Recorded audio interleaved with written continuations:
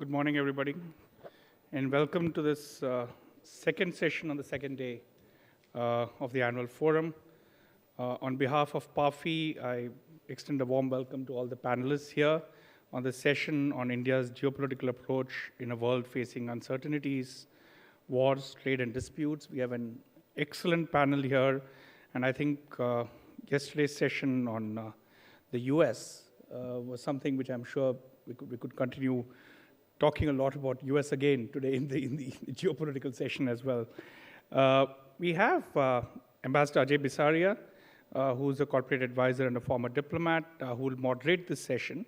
And the panel will have C. Raja Mohan, who's a non-resident distinguished fellow in the Asia Society Policy Institute, Indrani Bagchi, who's the CEO of the Anantas Center in India.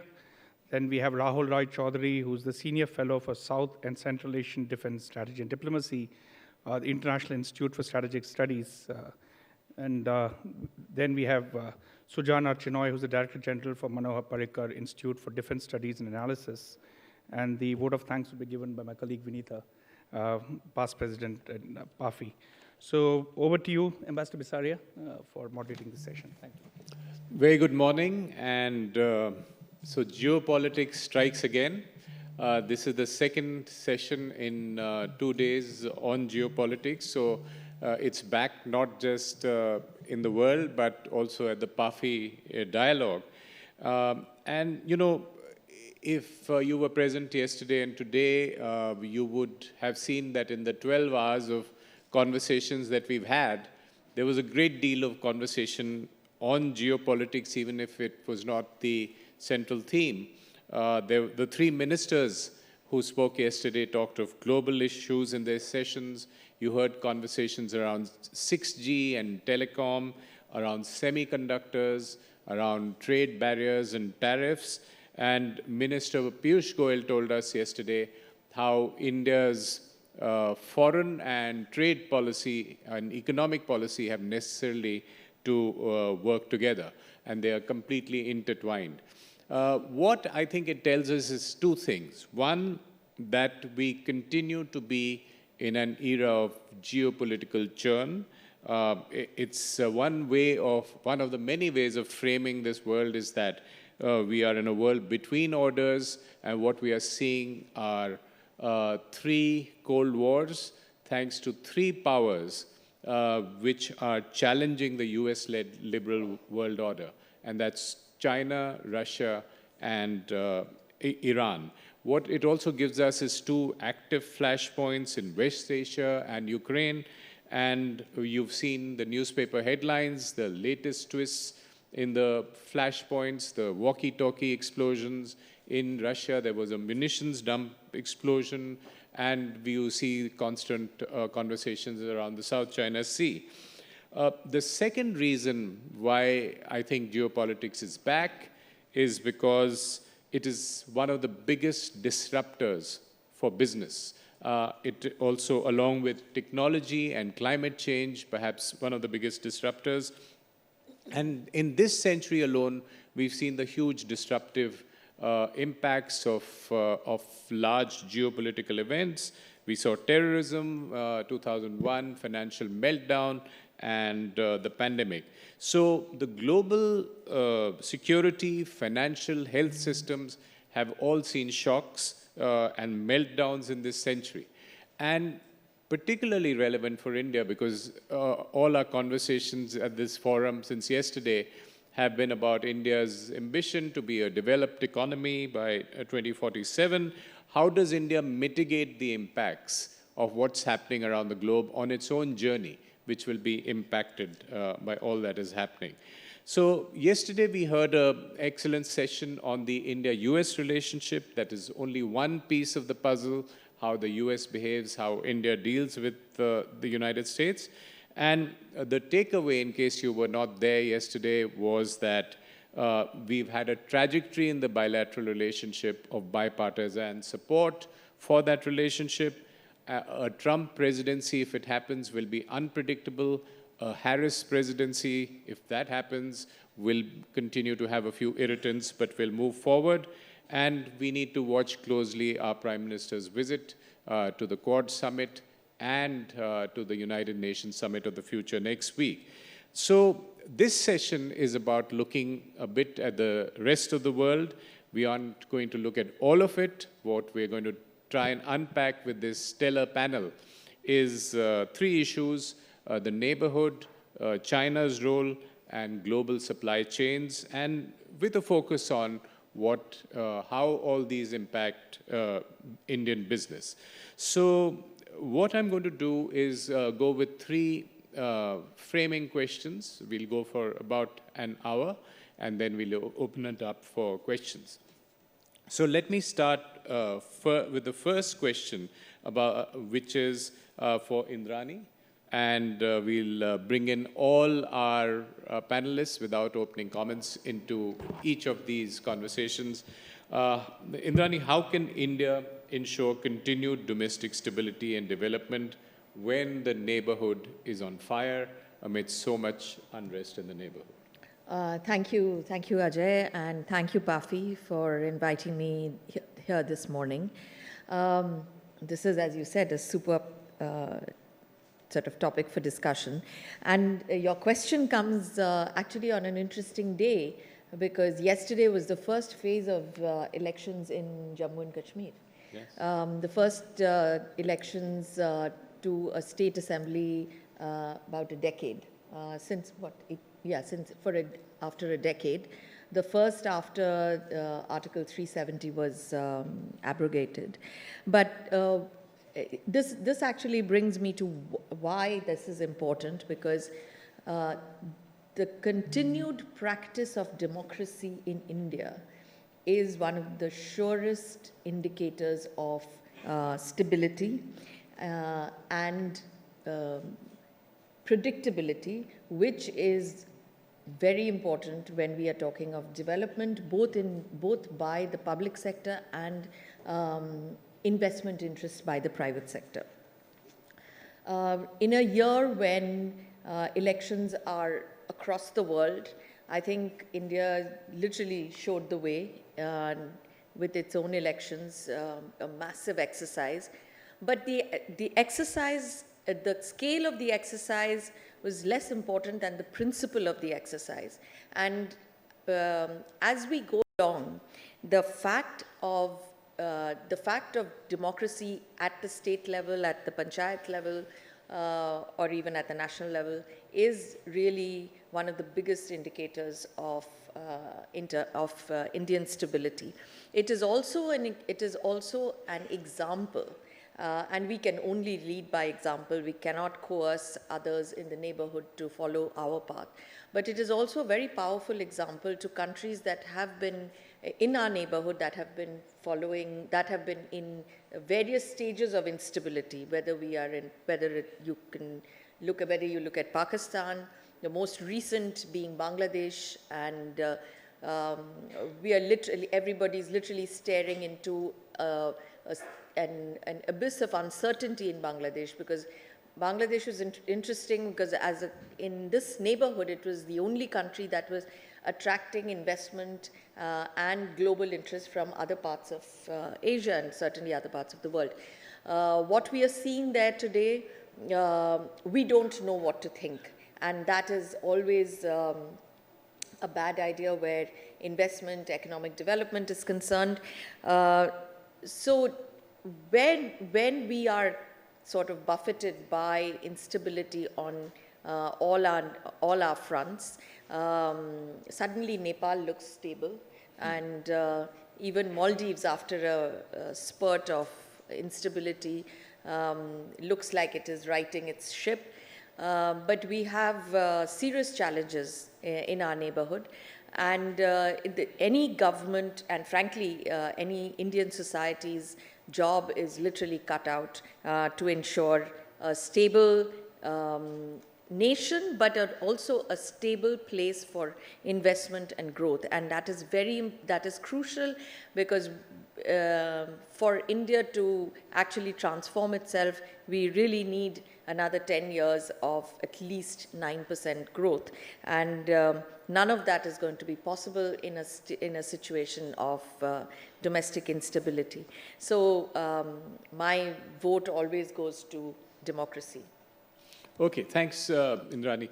Rahul, from your vantage of the UK's most influential think tank, how is the view from the UK about this tough neighborhood India lives in, and what Indrani called the serious challenges, two adversarial states, two failing states, Afghanistan and Myanmar, and others in various stages of trouble, going in and out of trouble? So how do you, from that vantage in London, look at it?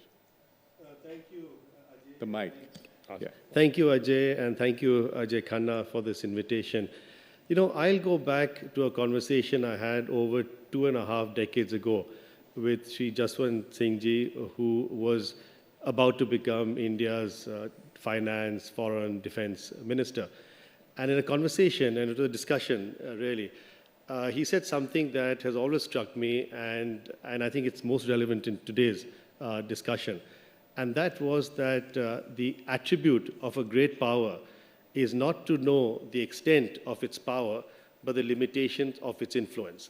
And I think we can see that today in relation to India's neighborhood. A stark example, India has a neighborhood first policy. No country in the neighborhood has an India first policy. The only country that did have a neighborhood first, India first policy was the Maldives, and we know what happened to that relationship. So essentially, I think it's really important to understand that there are developments in the neighborhood that have taken place, will continue to take place, where India will have limited ability to influence developments. These will be, as you've seen most recently in Bangladesh, a sort of sudden change of regime. This could be in Sri Lanka in the next few days, the elections, a new government coming in. So the first thing I think is important to remember is that India has the neighborhood it has, and within the neighborhood, it is very difficult to influence the neighborhood to have a more stable and peaceful domestic political environment.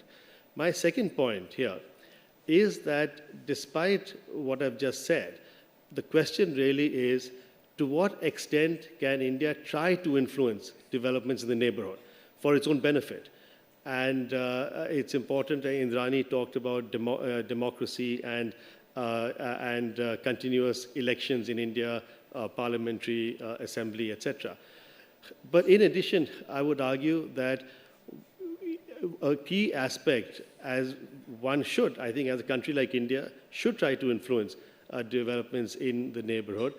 We are trying to do it through connectivity projects, so that again we've seen pluses and minuses of some of these connectivity projects in the neighborhood, and India has done tremendous work in these countries, with one exception to the West, in terms of infrastructure development, port development, etc.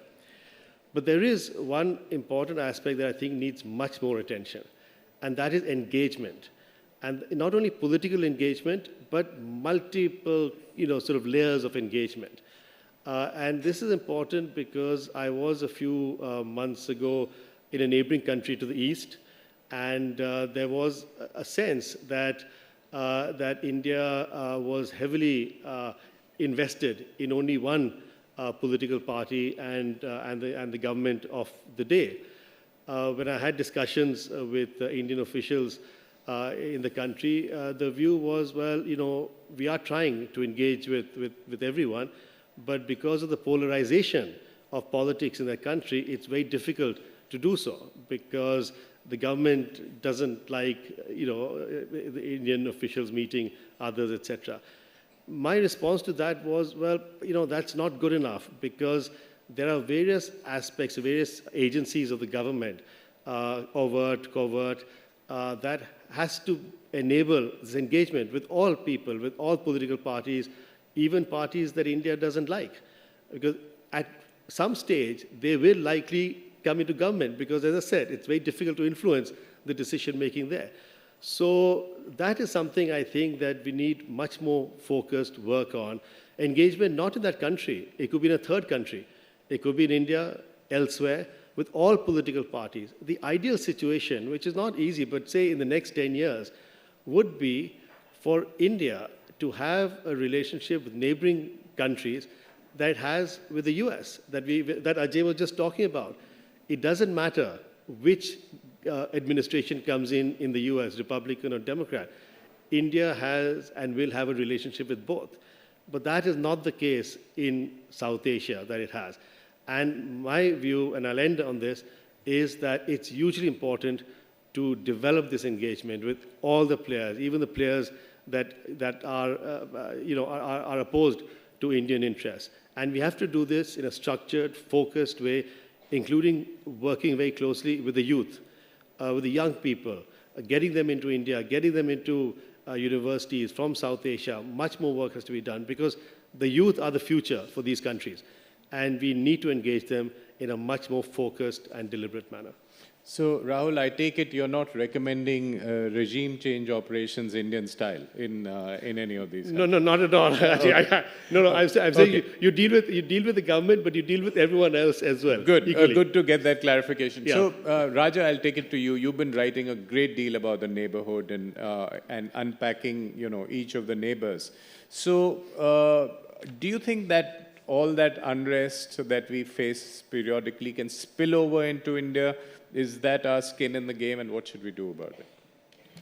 I think, as you said in your opening remarks, it's really important when we see the instability in our neighborhood, we realize how fortunate we are that if you see Mr. Modi is in his 11th year as Prime Minister, Mr. Manmohan Singh had 10 years, Mr. Vajpayee had 6 years. You see 26 years of relative political stability and high economic growth.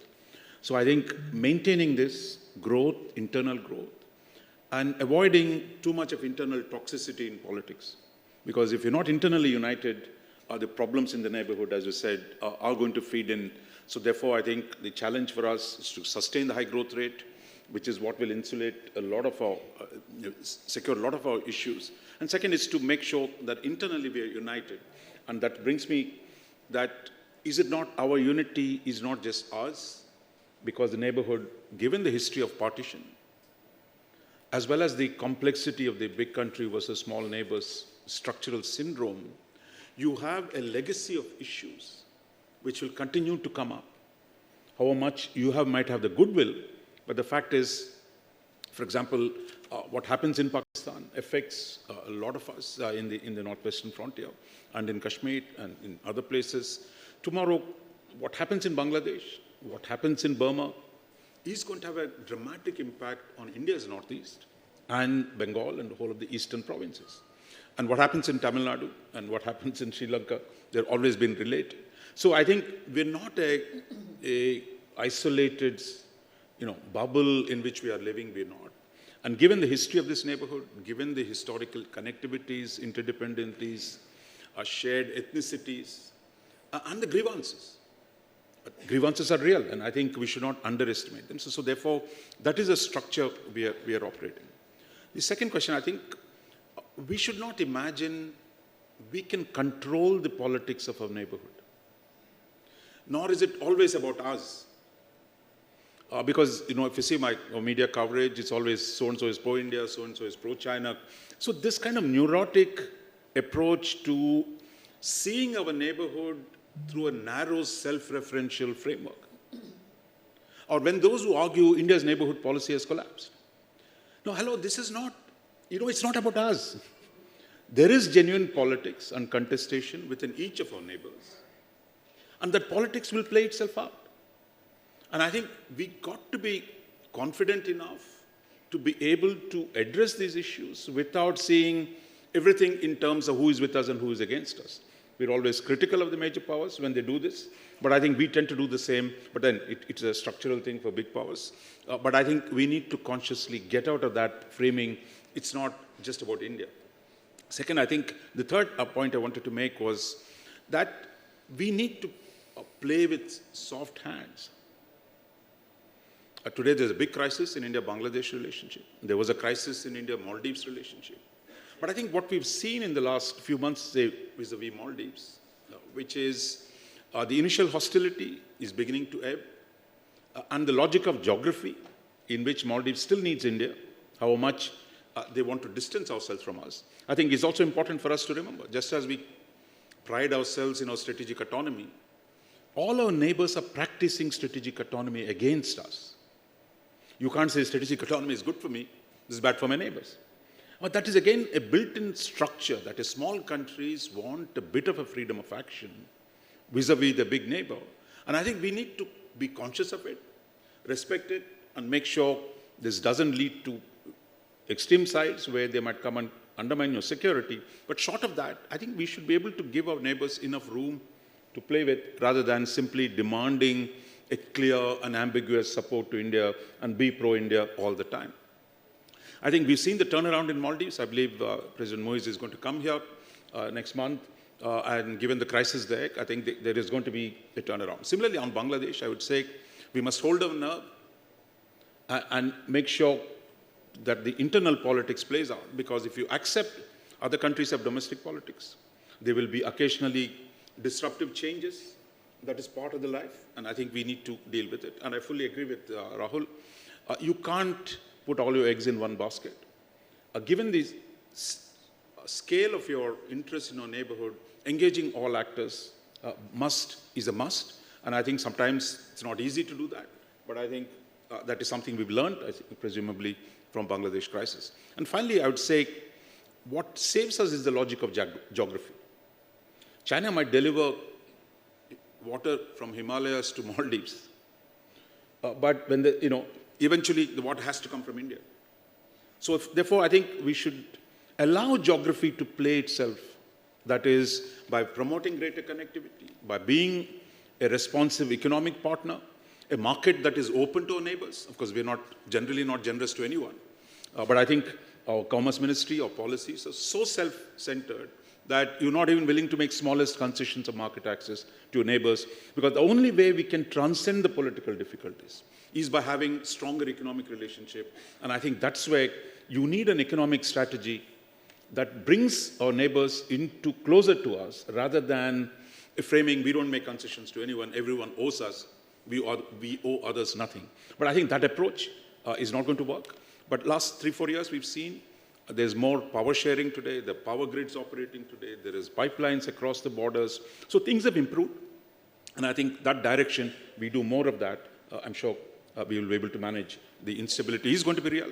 In fact, it's going to get worse. We should be prepared for greater instability in our neighborhood. There was one country that was stable of a sort, Bangladesh. It's no longer stable.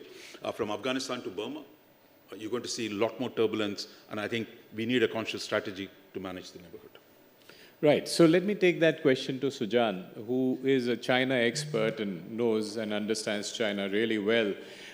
So, you heard what Raja said, and the question really is, can the geopolitics trump geography? Can, the neighbors have real grievances, he said. They also have real options. So what is China's influence in this troubled neighborhood? How much should we worry about it? Sujan. Thanks, Ajay. Let me begin by actually recalling a book which many of us might have come across, Robert D. Kaplan's book, The Revenge of Geography. So the main point here is that though globalization has reduced the tyranny of distance and geography, geography, in fact, is a very compelling vector in the evolution of geopolitics, and it remains so. When you look back to some of the great thinkers of the past, you have the example of Sir Halford Mackinder, who also spoke about the heartland theory and control of the heartland. In his case, of course, he was referring to what is today referred to as the Eurasian landmass, where a lot is happening in Ukraine and elsewhere. Control of the heartland allows you control of the rimland, or so to speak, eventually control of Asia, Africa, the peripheral areas, and that gives you greater control over what's happening in what he called the world island. If you speak of Alfred Mahan, he spoke of the importance of the geography of the Indian Ocean, that being the key to the 7 oceans, that being an ocean, the control of which would give a country a chance to dominate Asia. And if you take the South China Sea, you have the example of the 9-dash line, which was actually curated by a part-time geographer by the name, a Chinese geographer by the name Pai Mei-chu, sitting in Beijing in 1933. He was spooked by the expeditions undertaken by a French captain, France then being a preeminent power in the South China Sea. And this captain, Georges Mesmer, had actually gone and planted the French flag on 9 different islands in 1933, spooking Beijing. And this part-time geographer, self-taught geographer, decided that all geography, all map making should be out of love for the nation. He made a map. And that map, sui generis, became the 9-dash line, the cow's tongue, and the U-shaped line, etc. So remember that geography is extremely important, and we live in a very volatile neighborhood. But I cannot accept the fact that we are in a unique period where our geography, our neighborhood is highly disturbed. In fact, it's cyclical in nature. I don't think there's been a single decade where India has gone by without facing challenges from the neighborhood, too numerous for me to outline here. But it's very important to have a broad consensus in any neighborhood on the rise of any power.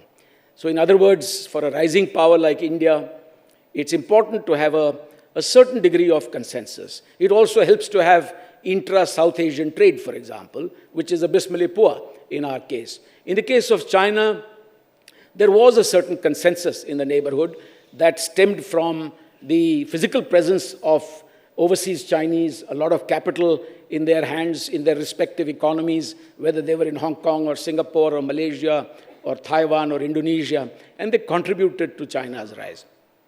Having said that, let me also say that you can't choose your neighborhood. You can choose your friends, but you really can't choose your neighborhood. And unless you claim to have a Monroe-like doctrine, which seeks to exclude the presence of other powers, it's virtually a waste of time to try and cry over unduly over what's happening in the neighborhood.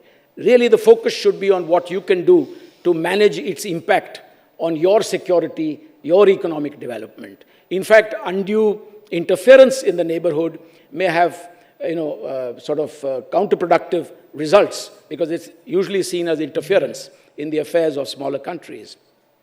That being said, I feel that the very definition of neighborhood has undergone change.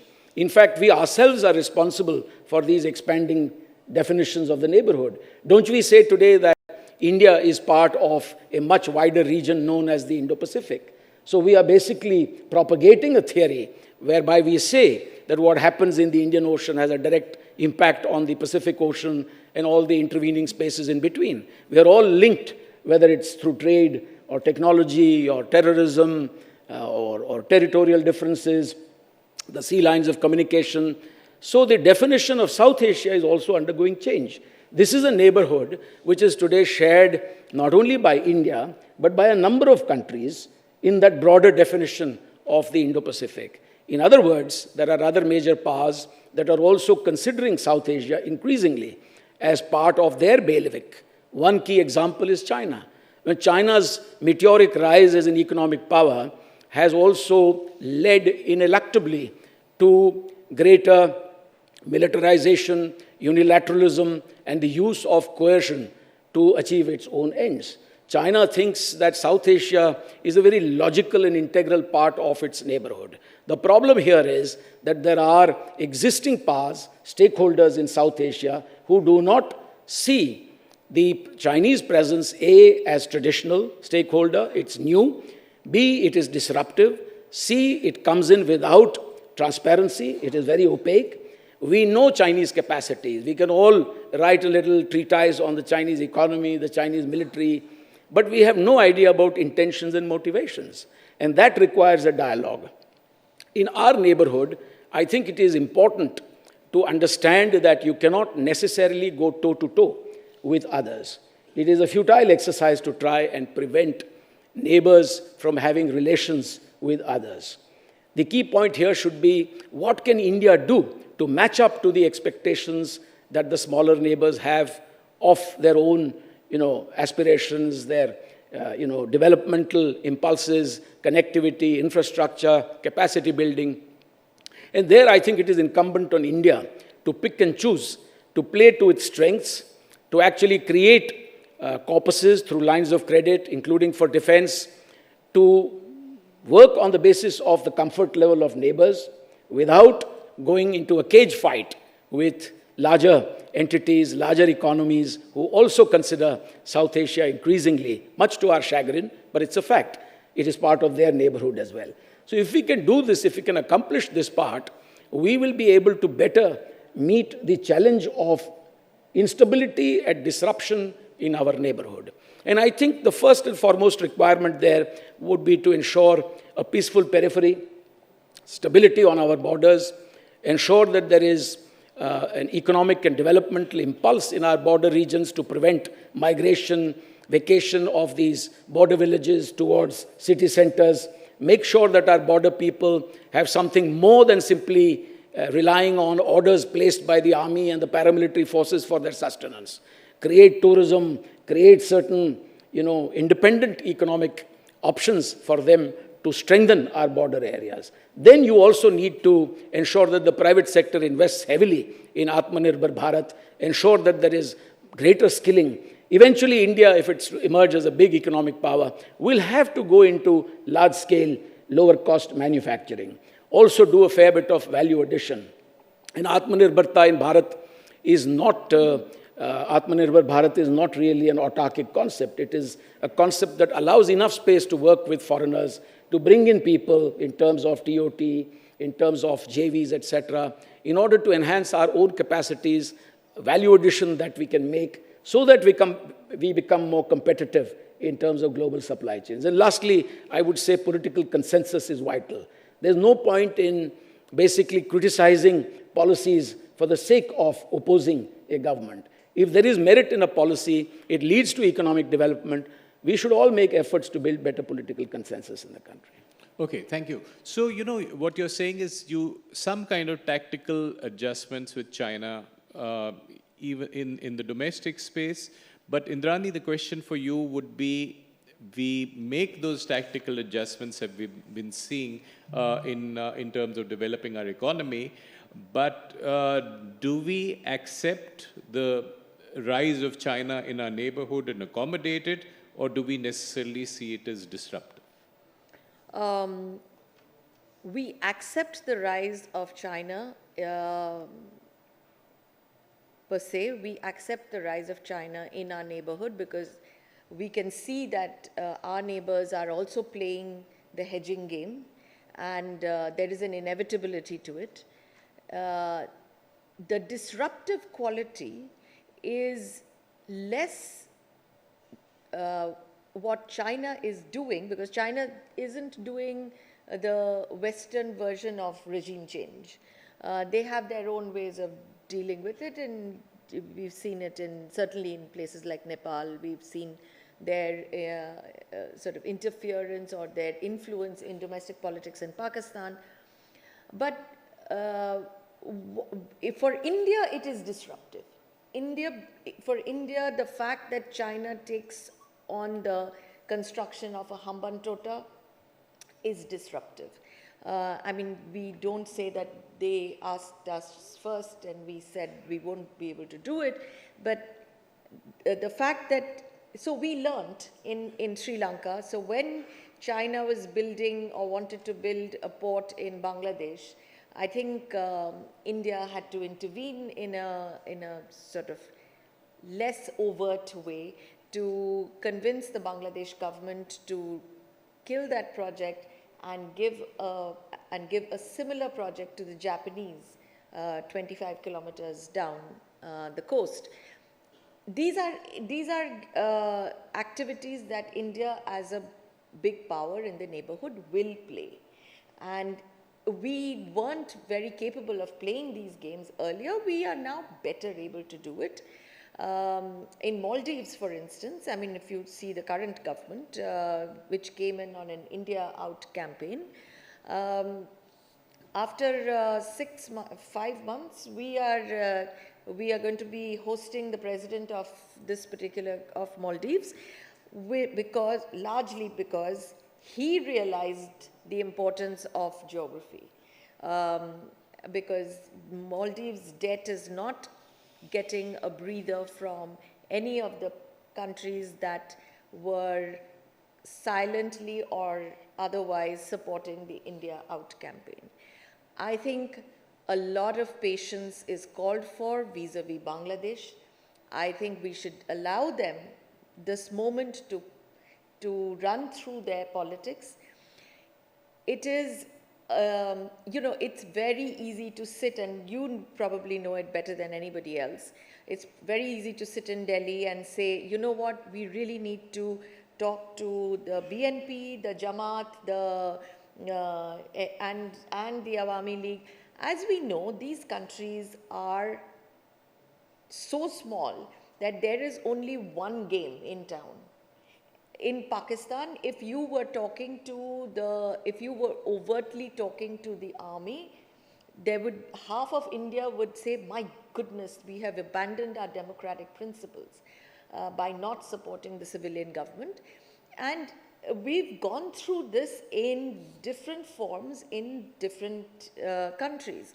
So my view is to ensure, a lot of it to ensure stability. Something we practiced with Bangladesh successfully, not with many others, is better fences make better neighbors. I think the best thing we did with Bangladesh in the last 12 years has been the land boundary agreement, which went through unanimously in the Indian Parliament. We forget that India's approach to Bangladesh had a full buy-in across the political spectrum. And I mean, with Pakistan, there may have been questions, we could have done this better, we could have done this worse. With Bangladesh, we did everything right. We took all the connectivity sort of steps. We've given complete 0% tariff access. Bangladesh in Dhaka has the largest Indian visa office in the world. You really couldn't be a better... We made full use of the 15 golden years of Hasina. And we have. And we've made use of those years for the benefit of both countries.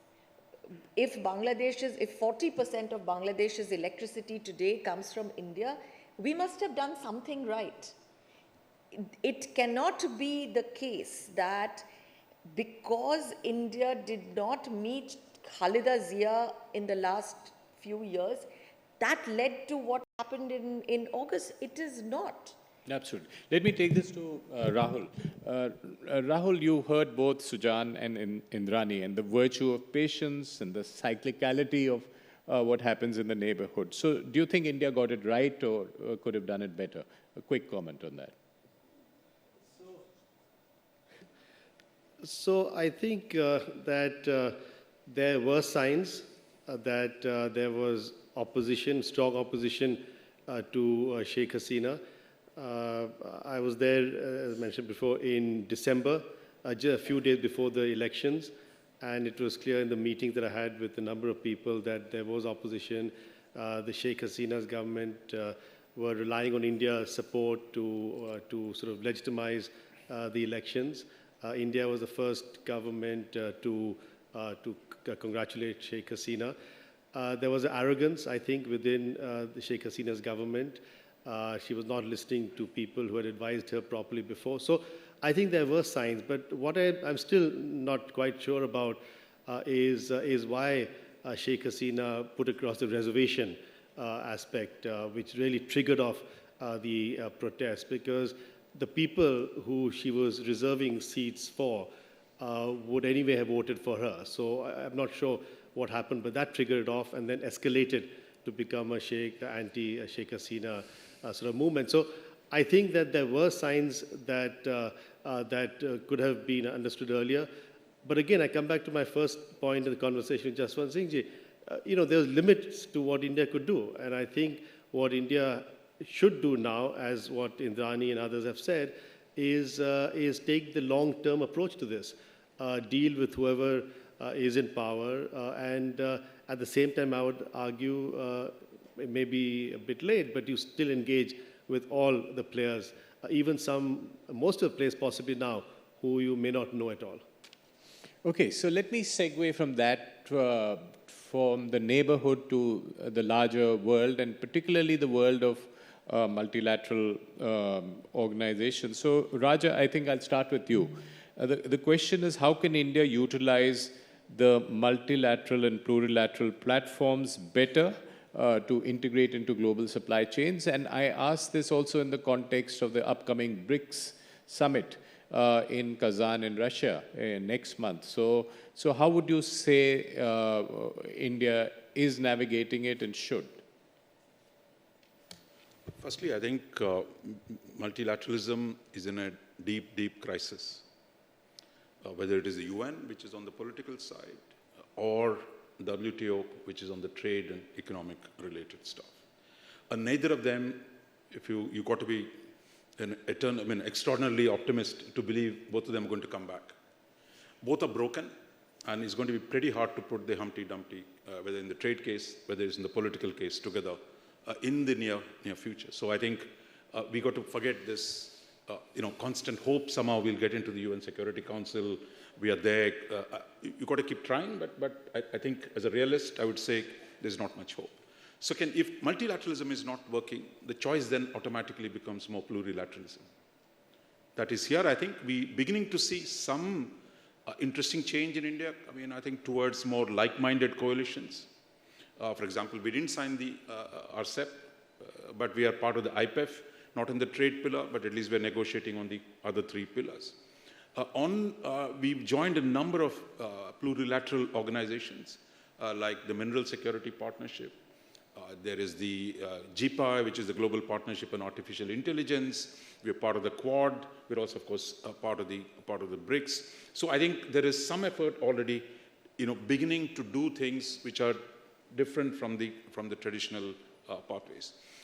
Third thing I want to say is that our future is going to be in the negotiating effective arrangements within the plurilateral system rather than in the multilateral or the larger system. So on security, I don't think BRICS can do much for us because your principal problem is with China, and China is sitting in the BRICS. So therefore, we constantly fudge this question because the diplomacy of engaging all sides is nice, but the point is BRICS is not an answer to your security problems. Well, the Quad is to some extent. So therefore, the clarity in terms of what matters more on which domain is quite clear if we don't always make it explicit. Second, I think on the economic side, our trade is largely with the Western countries. And we have a lot of trade with China, but there's a lot of deficit with China as well, $100 billion deficit in a trade of $130 billion. Because we have surplus with the Western countries. Mr. Trump does not like India having surplus, so we'll have to be prepared for dealing with that as well. So the economic orientation of India has significantly moved towards the US, Europe, and the Anglo-Saxon world. So therefore, I think you can't fudge that question. Whether there's a technology transfer, whether there's a capital movement of your people, movement of your tourists, you see everything is now geared to the West. So the West then becomes far more consequential for the management of our economy. And I think that is something we don't always explicitly state. That again, I think we need to do that. And finally, I would say some of the new areas that are emerging, for example, on artificial intelligence, on space, some of the initiatives we have taken to work with the like-minded Western partners, I think those need to be fleshed out in much greater detail because the contestation in outer space, the contestation for the dominance of AI, these are going to emerge very, very quickly. But the traditional multilateral tendencies where we tend to be closer to China and Russian positions, while the logic of your economy demands a more flexible position. But I think some adaptations are going on. But I would say it's a new world. It's a world in which the old slogans, the old formulae are not going to work. Great. So let me take this, this seminal question to all the other panelists, and which is essentially that this new world of plurilaterals and minilaterals and alphabet soups and acronyms of different organizations, how does India navigate them for the India story? To take advantage, Sujan, I'll start with you. To take advantage of this changing world and the global supply chains, global value chains, how does India, what would be the 2 or 3 things you would recommend India should do in this newer plurilateral world to get benefits for itself? Look, however much the multilateral order stands eroded, globalization is a genie that cannot be put back into the bottle. So India, as a big power with many aspirations and on a high growth trajectory with increasingly stronger global presence, will have to work with like-minded partners. The United Nations is not a very great option at this stage for India because India is not part of the, however dysfunctional it may be, the UN Security Council. It does not have the kind of role it should have in multilateral development banks or in the international financial institutions, regardless of the fact that its economy today is bigger than that of Great Britain, for example. And so, what is it that India can do to ensure that it is in tandem with and convergent with others in order to occasion its own rise and further its interests? When I look at the neighborhood, I think SAARC appears what it is, dead as a dodo. India, therefore, looks askance towards the east at BIMSTEC. But BIMSTEC, however attractive it is, it also has certain difficulties because of the turmoil that we see towards our east, not the least in Bangladesh, but further afar in Myanmar. And therefore, there are certain limits to that. When you look at the SCO, I find that the presence of countries such as Pakistan, China, also limit the kind of cooperation we can generate on a key issue such as terrorism. For example, for definitions differ, and there is obviously, Pakistan there, which has a totally different view of what we would regard as a threat. The BRICS, in my view, personal view, is slightly overrated. The reason being that there are fundamental issues between India and China. It's not as if each of those economies is in the top 5 or 10.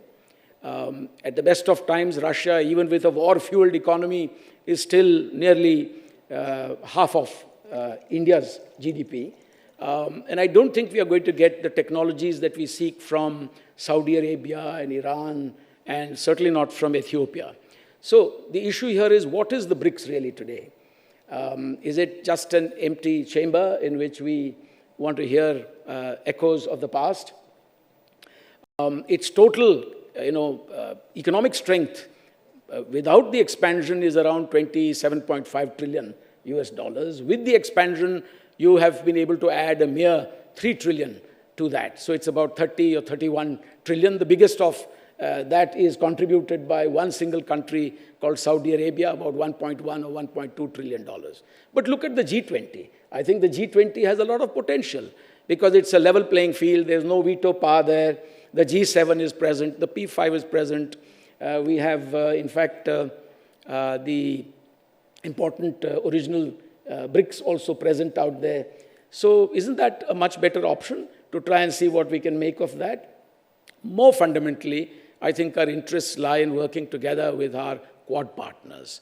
For when you look at the themes there, critical and emerging technologies, infrastructure, connectivity, health, space, cyber, it's very clear that India should be focusing its attention on key partners such as the United States of America, Japan, especially, even Australia. And I think we should try and take that as far as we can. I also want to emphasize that, and this was mentioned by Raja, that, the mineral security partnership, for example, is extraordinarily important today if you want to achieve your 2030, clean energy goals of having 500 gigawatts of renewables by 2030. Now, if you don't have the, critical minerals in place, there are 30 of them identified, and 10 of which are very critical, where India is 100% dependent on imports. There are only 14 countries that have signed up to the Mineral Security Partnership. I think a lot more needs to be done there to get more like-minded countries to be part of that initiative, because the Mineral Security Partnership also has implications for what we call deep seabed mining, the International Seabed Authority, which also needs to look at some of these critical issues, because where is that next lot of critical minerals and rare earths and all going to come from? The continental part is all monopolized. It's in the hands of a few. In fact, it's like putting the fox in charge of the chicken pen, because you're looking at China, which dominates both the production as well as the processing of most of it, if not all of it. So the next big thing is the undersea resources, the polymetallic nodules, the rare earths, and things like that. And the wonder of wonders is that the United States of America, such a big power, our key strategic partner, is not even a member of the International Seabed Authority. It cannot be, for it has not ratified the UNCLOS. So look at the contradictions there. And China, which of course observes UNCLOS more in the breach than in the observance, is very much a part of the International Seabed Authority. It's part of the acreage. Comra is all over the Indian Ocean now. Right. So please look at these things as well. So, it's more a G20 world than a UN world, but there is a place for these minilaterals addressing these issues. So, Indrani, what's your favorite minilateral? The Quad. There you are. Talk about the Quad.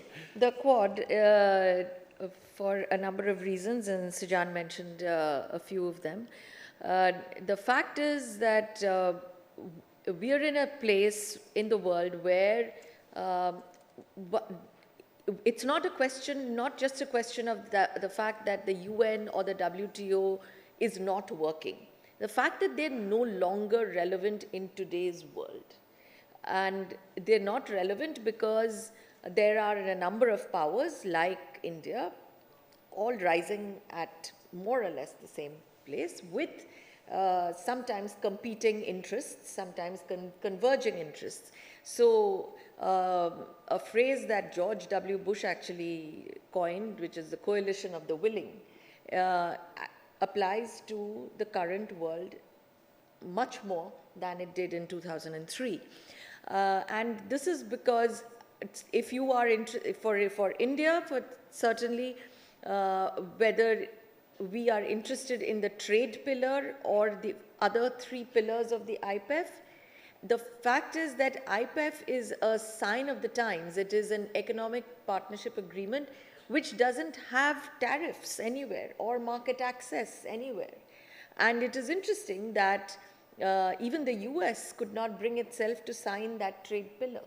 So yes, we are in the supply chains, and in fact, economic partnerships have become so dependent on geopolitics that the geoeconomic choices that we make, or the trading choices that we make, are all connected to our geopolitical choices.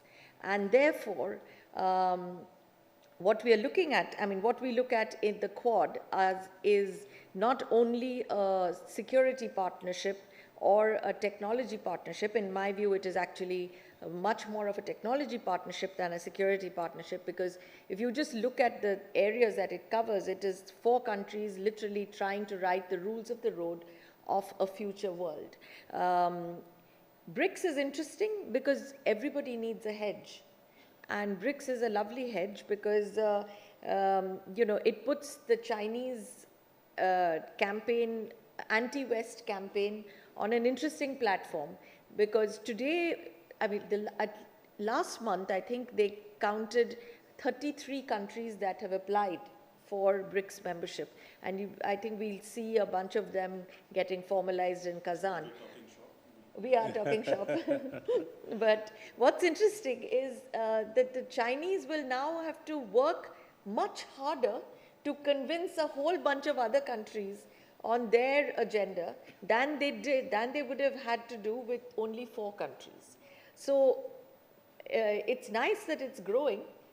In a strange way, it'll probably be better for us that it is growing. SEO, I think Sujan was absolutely right. And anything else that we look at, if we are looking at the only other minilateral that I think would make sense, it's the I2U2 and the IMEC. It's taken a bit of a dip now, but if you look at that region and see the Abraham Accords, as long as the Abraham Accords survive, I2U2 will survive. Okay, so just a quick one. Very briefly, I think the more insidious part for India as we go along in multilateral fora, such as the SCO, BRICS, and some others, where China is also present, is that we are soon going to hit a genuine roadblock. We've already had some bumps there, that the Chinese are increasingly normalizing their vision, such as, for example, the Belt and Road Initiative, references to that, or the global security, cultural, that is civilizational and development initiatives, the 3 global initiatives, into the outcome documents, not just in the BRICS and SCO, but also now insidiously in the United Nations. So somewhere India will be the outlier, will not be able to go along with outcome documents and things like that. So the scope there is already very limited. Okay, so Quad gets Indrani's vote and BRICS is perhaps diluting itself into irrelevance. Rahul, what do you think? Your favorite multilateral? So Ajay, I'm going to, I'm not an expert on global supply chains or multilateral issues, so I'm going to pass on that question. But I would just make one point, that multilateral fora provide a unique opportunity for leadership-level bilateral meetings. And BRICS is a case in point. Now, in Kazan, as of now, the Indian Prime Minister has not confirmed his participation in BRICS, the BRICS summit. But if he does, then clearly there will be an opportunity to meet his Chinese counterpart. So I think we shouldn't just dismiss BRICS and just focus on the economic aspect. The political aspect, especially for bilaterals at leadership levels, is hugely important in relation to multilateral fora. Okay, so thank you very much. I think I was watching the clock, so we've done 1 hour of conversation. We'll get to Q&A. But let me ask the first question of Raja, and I'm going to surprise him with this one. Raja, can India be the peacemaker that solves the world's conflicts? I think we should try, but we should not delude ourselves. We're not the only one in the field. Many countries are acting, including Qatar, Saudi Arabia. A lot of countries are now exploring the possibilities for Hungary. Actually, one leader, Orban, who met Xi Jinping, Putin, and Trump in the last few weeks. So I think there are a lot of actors. So I think for us, it's important to be there, do what we can, but we should not overestimate our position. Because in the end, we should be very, very clear. Peace will come when there is a deal between the Americans and the Russians.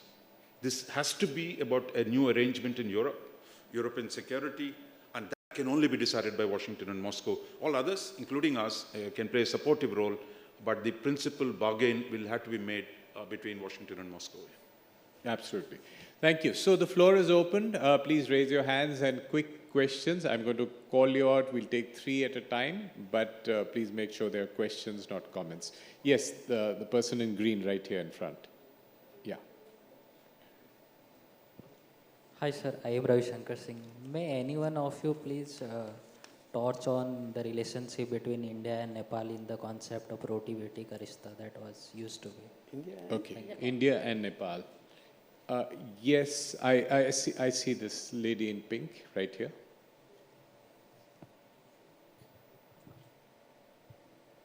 Hello, panelists. I am Mahima, and I am from Indian School of Public Policy.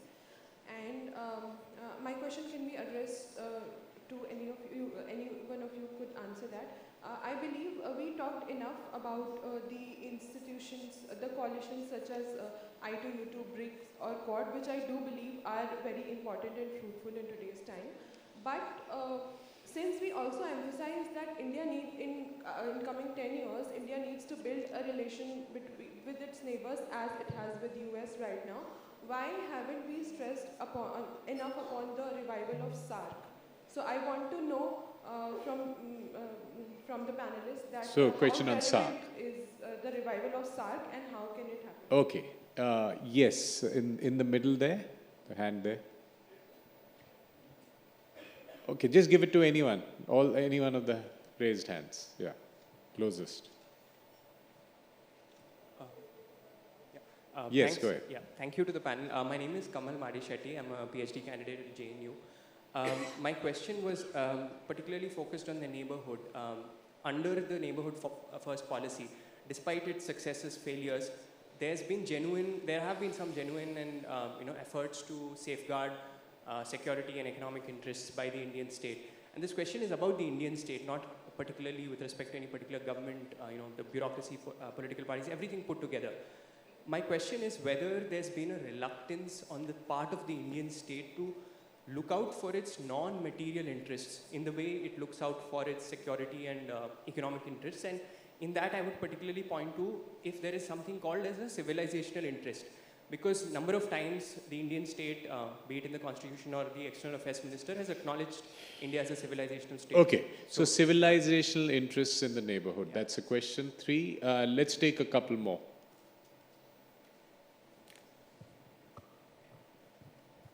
Good afternoon, everyone.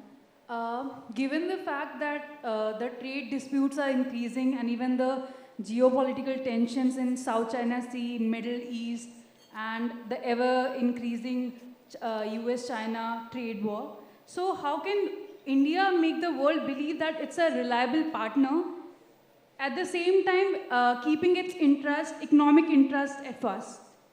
Thank you. Okay. And one last one in this round. Just give it to anyone with the raised hand there. What was the question? Oh, why is SARC not correct? Hi, good morning, everyone. My name is Mukhit Hussain, and I'm a scholar at ISPP.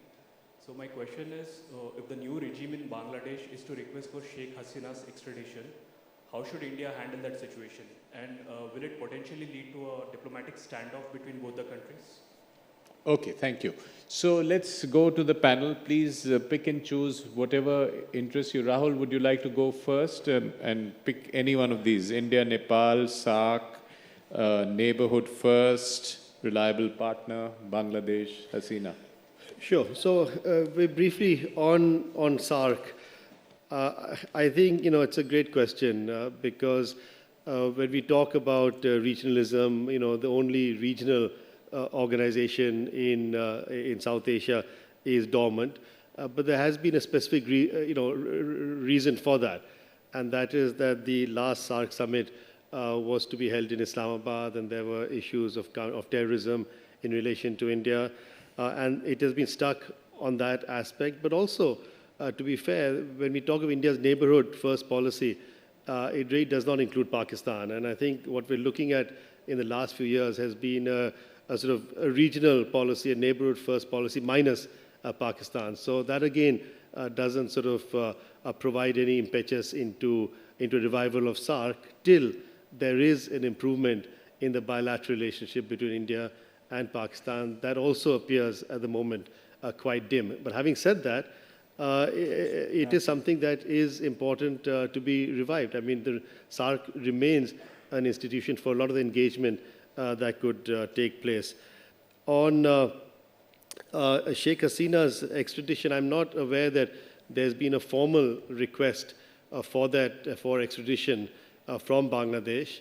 And if there were to be a formal request, that would be very different from the media speculation on that. I think what we've seen, at least the latest I've seen on this, is a sort of a warning from the Bangladeshi side that Sheikh Hasina should not make public comments from India. But I think the Bangladeshi regime will have to think very seriously whether it wants to put that across as a formal request. Because remember, I mean, Bangladesh, the change of regime, yes, but the dependency on India, a number of areas still continues, and that dependency is well known in Bangladesh and in India as well. Now, whether Prime Minister Modi meets Mohammad Yunus in the UN, I'm not sure if that is slated or not, but one would expect that to take place. But so on the extradition, if it is a formal request, I think that does escalate the potential of increased tensions. Yeah, Raja, please. So I just, on the civilizational state, look, I would say Kalam is skeptic. A lot of countries talk about it. Our government talks about it, the Russians, the Chinese. And look, I think it is still the republic is the best form of government. This notion of a civilizational state, the logic of it, how it unfolds in domestic politics, it could be exclusionary, it could be divisive, all kinds of things happen. So, so I would say, look, it's interesting rhetoric, but I wouldn't take it too literally that somehow we're all civilizational states. We need to be a good republic, a republic that is rooted in the rights of its citizens rather than this abstract notion of a cultural civilizational state. But doesn't mean culture and civilization are not important. But here is the important thing. Why in South Asia? Because this presumed Indian civilization is not acceptable to Pakistan. That the partition took place on questioning the legitimacy of the claim that there is a single civilization.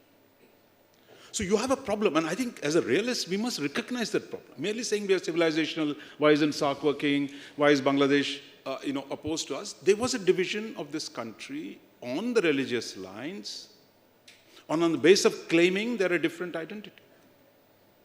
That problem endures. Now, you can argue you can go into the details, but I'm saying that's a reality we have to deal with. So therefore, when Pakistan says, I don't want to sign a trade agreement with India, SARC or no SARC, no amount of SARC is going to convince them, unless Pakistan changes its position. So therefore, how do you address that concern of Pakistan? That is the issue, not convening SARC, getting these 8 guys into a room, won't get you anywhere. And then, within Bangladesh, do you think they're one identity? They're not. There's deeply contested identity in Bangladesh between, between Awami League and BNP, to put it crudely. Their visions of their history, their identity are fundamentally different. That is the real clash that is going on in Bangladesh. We're caught up in that. But don't forget, there are 2 partitions. The partition 47, there was a partition of 1971 of Pakistan. That is the struggle that is going on in Bangladesh. And I think there again, that's a reality we have to deal with. So therefore, don't get into this formalized cooperation. But the question is, do we have a grand strategy to overcome the divisions that have come in the last 75 years? And how do we do that? What are the instruments for that? I think economics will always be the key instrument. And I think some progress in the last few years. And I would say, roti beti ka rishta, one of you talked about India, Nepal. Look, there are sovereign territorial frontiers. A lot of them are still disputed. But they're fluid ethnic boundaries across. There were times when Lahore and Amritsar were twin cities, that you have those of Gorakhpur and, across the, Nepal border. There's still a lot of toing and froing and marriages take place. And if you look at Burma border, it's even more intense. The ethnic communities that straddle northeast and the Burma border are different. So that is the reality. The question is, how do we manage them so that they don't destabilize any one of the republics? I think that is our challenge. And it's a huge challenge. Very few regions face it, that the multiple partitions of the subcontinent have created an extraordinary challenge for us. And I think that is the problem, and it can't be trivialized in any form, or there are no simple solutions. Okay, so Indrani, the remaining question. Can India be a reliable partner for the neighbors? I think India has demonstrated its reliability. Often, I'd say much more in the past than today. I think we've learned over the years to be a better neighbor, to be a more realistic neighbor. We also have to learn to deal with our size. Often we forget how large we are and how overwhelming we seem to a neighbor. And I just wanted to go back to your question on Nepal. We used to be a lot more interfering should it be Prachanda? Should it be Oli? Should it be Dioba? Should it be Koirala? If you notice the last few years, we've let them do their own battles. We keep a very sort of keen eye on Chinese influence operations and stop them where necessary. Example being that we will not buy power from hydroelectric plants that have been funded by the Chinese. They may sound crude, but you have to do what you have to do. And but it's Nepal's leadership is on a rotational basis right now, and the impact is no longer on the bilateral relationship. I think one of the lessons that we have learned, India has learned over the last few decades, is that we should not become a factor in our neighbors' domestic politics. In the last couple of years, I think we have succeeded somewhat in Pakistan. We have succeeded somewhat. We'll never be fully, obviously, successful. We are too close and too sort of crowded a region for that. In Bangladesh, despite everything else, we have become part of their domestic politics, and that is a problem. I think in Sri Lanka, we have successfully kept our nose clean. In many ways, in Maldives, with the present government, we have demonstrated that with an anti-India government, we remain the first responder. And yes, so the fact that we are a reliable partner, I think, has been demonstrated on the ground, because with Maldives, there was only one country willing to bail out Sri Lanka in 2022. So these are, I think, with our actions, we have demonstrated reliability. We will never be a country that a neighbor will say, oh yeah, India does everything we want. It's never going to happen. But short of that, I think we've done reasonably okay. So John, last word for you. And is India a reliable partner? Can India be a reliable partner? Look, India is obviously a reliable partner. With or without a neighborhood first policy, we are a first responder. Look at the facts over there. It was just pointed out that India came to the rescue of Sri Lanka with a bailout that amounted to US dollars 4.1 billion 3 years ago. When the Maldives had a coup in the 1980s, in 1988, it was India that had to mount, at their request, Operation Cactus. We had to send our paratroops there to actually save democratically elected government. And you also seen that in the case of the Maldives, quite apart from anything else that we do, we had to mount Operation Neer more than a decade ago when they ran out of water, drinking water.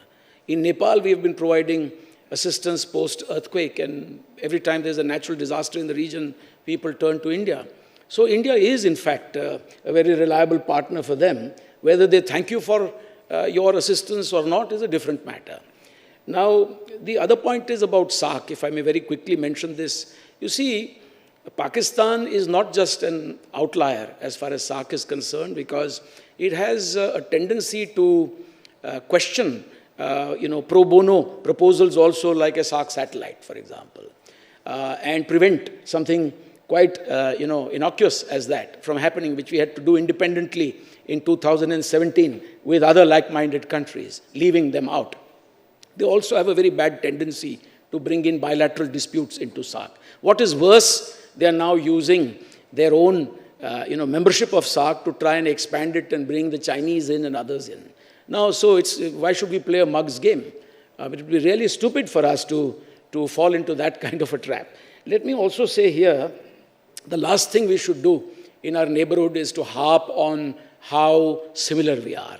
All of us have dealt with, some neighbors or the other in various capacities. And so you do not want to tell a Pakistani that we share the same culture and, we are the same people and all. So this is the last thing they want to hear. And we should keep that in mind when we are talking to the Sri Lankans or to the Nepalese or to the Maldives. let them be what they are. They have their own identities, and let's respect that. And we have ours. To the extent we can share our, unique Indian ethos and culture, soft power with them, we should do that. One more thing. Extradition, as far as Bangladesh is concerned, keep in mind that we have an extradition treaty. That's 2013, if I'm not mistaken. And there are clauses in that provide certain exceptions. In other words, if it is politically motivated, the request for extradition, or it is not made in good faith, etc., you as India have a right to engage in further negotiations. You don't have to readily agree to anything. By the way, has it wrecked our relationship with the United States that David Coleman Headley, was not extradited when we first asked for him in 2012? Has it made a difference that Tawahur Rana, another terrorist who is currently housed in a jail in Los Angeles, has not been extradited to India? We still have a strategic partnership with the United States, and we are not necessarily talking about David Headley and Tawahur Rana all the time. So why worry too much about this? We'll cross the bridge when we come to it, and we'll engage them in negotiations and see what best we can do with it. Great, thank you. So a quick summary of this 75-minute conversation you heard in 30 seconds. I think I see so many young faces here. So next 3 decades, you're going to be encountering this world. So what we said was India lives in a tough neighborhood, a complex neighborhood. We have a complex and complicated neighbor called China. We need to be aware of it, deal with it. And we are dealing with a new emerging multipolar world order with lots of plurilaterals. We're doing a good job of it. We need to do even better, and you're going to face it in your working lives over the next 30 years. So thank you very much for your attention, and over to Vinita. And what a wonderful panel this has been. Let's give them a huge applause first. As you all spoke, I went back to many of us are children of 50s and 60s who grew up with these buzzwords of globalization, and we slowly drifted into slowbalization and fragmentation and protection. And what really stood out in this panel to me was such esteemed panelists who've navigated, led political foreign diplomacy for us. Ambassador Sujan Chinoy, Ambassador Ajay Bisari. I personally interacted with them both for SARC and for East Asian issues. Such eminent researchers, Indrani Yu, Rajamohan, Rahul, and Vish. We've all been through this whole convergence, conflict between political and economic diplomacy. And what really stands out to all the public affairs professionals like you, like me here, is that these two areas are so relevant to us. There's so much to introspect, so much to in retrospect that I see now. And Ambassador Chinoy, one thing that on also Ajay Bisaria's question on is India seen as a reliable partner, and what you just said on health and other areas where we need to really firm up, is the COVID diplomacy, despite our own challenges, how we stood out in our own Maitri diplomacy and Maitri in the spirit of Vasudeva Kutumbakam. So I am seeing more and more areas for all of us as public affairs professionals now to go back and think and see what we can bring to the 12th annual forum on geopolitical uncertainties and India and where we stand in. So once again, thank you all. Please stay seated. Our next session is at 12:50 on another important theme of jobs and governance. Thank you once again.